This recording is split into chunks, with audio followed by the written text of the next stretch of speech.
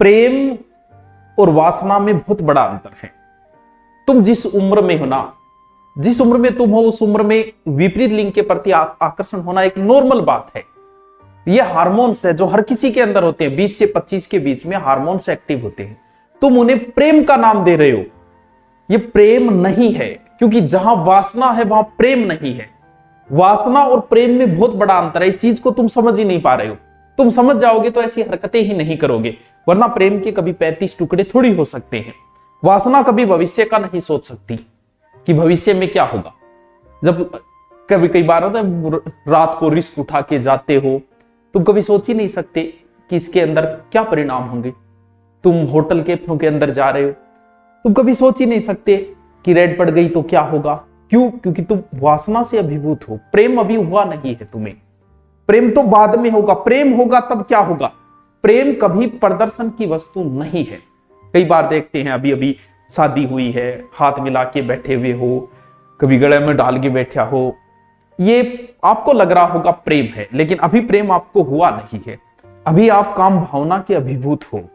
क्योंकि प्रेम, आपके दादा दादी को कभी बैठे देखा ऐसे, माता पिता को कभी बैठे देखा ऐसे, तो क्या वो प्रेम नहीं करते थे? तुमसे तो बहुत ज्यादा करते थे वो। दादा ने दादी को कुछ भी कह दिया, दादी ने तो कभी तलाक नहीं दिया, कभी कोर्ट में चक्कर नहीं कटवाए दादा ने को। सुबह लड़ लेते थे, शाम को वैसे के वैसे थे।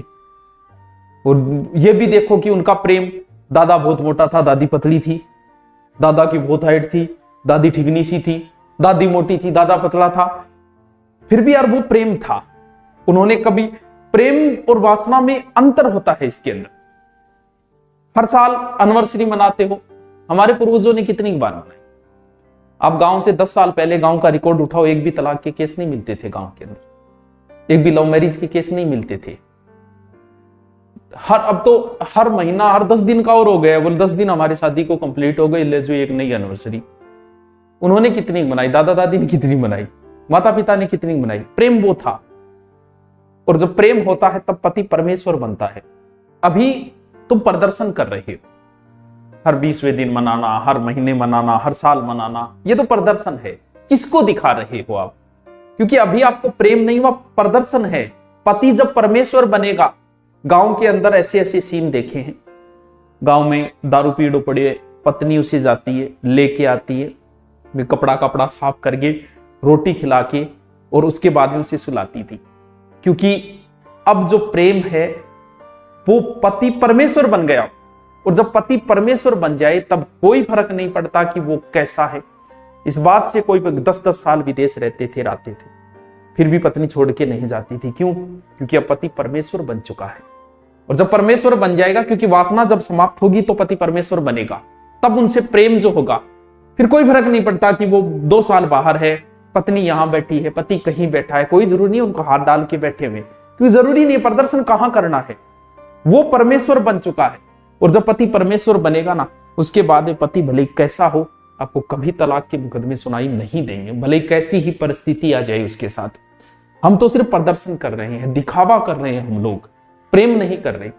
प्रेम तो शादी के 2 या 3 साल बाद प्रारंभ होता है। उससे पहले तो हम लोग अभिभूत, वासना के अभिभूत है, वो समाप्त होने के बाद में।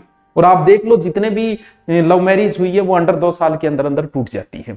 क्योंकि 6 महीने बाद आदमी शांत, और उसके बाद में शुरू होता है लड़ाई झगड़ा, क्योंकि प्रेम तो था ही नहीं। आपको रिलेशन को 5-7 साल हो गई, और अब बहुत बार आपने मुलाकातें भी की है, आप इन चीजों से बहुत ऊपर उठ चुके हो। अब प्रेम हुआ कि नहीं? जब आप जबरदस्ती, नहीं आज ही मिलना है, मैं आपके लिए आया हूं, कितनी रिस्क ले, अब आप जबरदस्ती कर रहे हो, हर परिस्थिति में मिलना ही चाहते हो, तो प्रेम नहीं है, वासना है। इस चीज को तुम नहीं समझ पा रहे हो। क्योंकि अगर प्रेम होता तो कोई बात नहीं, कल मिल लेंगे, फिर देख लेंगे, मिलने की कहां जरूरत है, देख लेंगे, वो प्रेम है।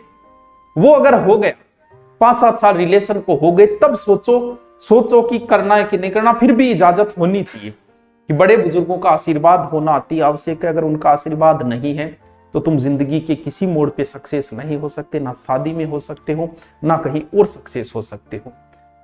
अभी आपके हुआ क्या कि आप वासना से अभिभूत हो गए, आपको लगा कि आपको प्रेम हो गया। अब आपका चल रहा है, समाज की बंदिशें ऐसी है कि आप इन चीजों को पूर्ति नहीं कर पाए। तब आपको एक ऑप्शन लगा कि क्यों ना शादी कर ले, फिर आप बगावत करके शादी कर लेते हो। शादी के 6 महीने बाद जब आपकी वासना परिपूर्ण होती है तब प्रेम सामने आता है। प्रेम तो था ही नहीं, प्रेम नहीं था तो फिर लड़ाई झगड़े तलाक टुकड़े, इसके अलावा कोई ऑप्शन नहीं बचा। तुम मुड़ के वापस जा नहीं सकते क्योंकि तुम तो बगावत करके आए हो। अब बगावत की जाए कहां, मुंह किसको दिखाएं? अब लड़ाई दंगो, लड़ाई के अलावा लास्ट में वही परिणाम होगा जो परिणाम आप सुनते हो। तुम्हें यह लगता है कि मैं 25 साल की हो गई या 25 साल का हो गया, मैं अपने फैसले स्वयं ले सकता हूं। बिल्कुल ले सकते हो तुम, लेकिन आज तक ऐसा कौन सा कार्य तुमने किया ये बताओ कि जिससे लगे कि यार तुम निर्णय लेने में समर्थ हो। कोचिंग में, स्कूल में, गली में, बस में, बस स्टैंड पे, पड़ोस में कोई मिल गया, मिला है वो तुम्हें और उसे आपने ढूंढ लिया और आपको यह लगता है कि आपने सही वर्ग का चयन कर लिया। मतलब आप इतने बड़े हो गए हो कि आप सही पति का चयन कर सकते हो या सही पत्नी का चयन कर सकते हो। इतने बड़े तो शायद नहीं हुए अभी तक आप। अगर ढंग से आपको भेज देना सब्जी लाने के लिए तो एक आधी तो बीच में गलेड़ी लिया होगा, हरी हालत आए और तुम्हें लगता है कि तुम सही पति का चयन कर लोगे। उम्र का अट्रैक्शन है, तुम्हें सुंदर देख के, सुंदर कोई दिख गई या सुंदर दिख गया लड़का या लड़की जिससे तुम्हें उससे प्रेम हो गया और तुम्हें यह लगता है कि प्रेम ये नहीं, ये वासना से अभिभूत हो। अभी प्रेम तुम्हें हुआ ही नहीं है। अगर प्रेम होता तो शायद 35 टुकड़े नहीं हो पाते। आदमी को अगर अपनी गाड़ी से प्रेम हो जाए ना तो वो भी उसको बेचता नहीं है। अगर घर का जानवर भी मारा जाए और उससे प्रेम हो तो शायद 2 दिन आदमी खाना नहीं खा पाता। आदमी को अपनी टी शर्ट से भी प्रेम हो जाए तो वो भी उसके 35 टुकड़े नहीं कर सकता। प्रेम नहीं था ये, तुम समझ नहीं पाए। तुम्हें ये लगता है कि हम जो कर रहे हैं वही प्यार है, हमारे माँ बाप दादा दादी ने तो कुछ किया ही नहीं। उन लोगों ने जो समाज की बंदिशें बनाई ना, तुम होंगे ज्ञानी। तुम मुझे 3 लव मैरिज सक्सेस दिखा दो, 3 गैर जाति या गैर धर्म में होनी चाहिए। आपके पास 3 भी उदाहरण नहीं। अगर आप उन सेलिब्रिटियों को भी शामिल करो ना तो भी आपके पास उदाहरण नहीं, उनकी भी टूटती जा रही है। न्यूज़ आ रही है कि जो देश छोड़ के गई थी वो भी वापस आ रही है। जब उनके उदाहरण नहीं मिल सकते तो फिर तुम ये सोच रहे हो कि तुम्हारी सक्सेस होगी। क्योंकि हम लोगों ने, हमारे पूर्वजों ने जिस जाति और धर्म बनाया था और जाति और धर्म में शादी का जो बनाया था वो ऐसे ही नहीं बनाया। मूर्ख नहीं थे वो, बहुत समझदार थे वो। समाज, हाँ ये बात नहीं कि समाज में भी तलाक हो जाते, होता है, लेकिन फिर भी समाज की जो बंदिशें है ना, वो बंदिशें कहीं ना कहीं व्यक्ति को रोक लेती है। कहीं ना कहीं टुकड़े होने से, कहीं ना कहीं तलाक होने से हमें रोक लेते हैं वो। इसीलिए समाज की बंदिशें अति आवश्यक। तुम्हारा माँ बाप तुम्हें हर छूट दे, भले लड़की हो भले लड़का हो, तुम्हें प्रत्येक छूट दे, लेकिन उन्हें एक बात जरूर कहना कि हमें पूरी छूट दी जाए। पापा हमें पूरी छूट मिले, मामा हमें पूरी छूट मिले, लेकिन तुम्हें कभी शादी की छूट नहीं मिलनी चाहिए। क्योंकि जिस दिन तुम्हें शादी की छूट मिली ना, उसी दिन तुम जाति और धर्म को खत्म कर दोगे।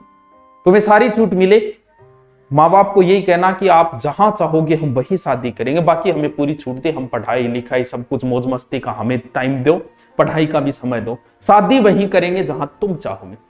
क्योंकि ये निर्णय अगर तुम्हारे ऊपर छोड़ दिया गया ना तो तुम जाति धर्म को खत्म कर दोगे।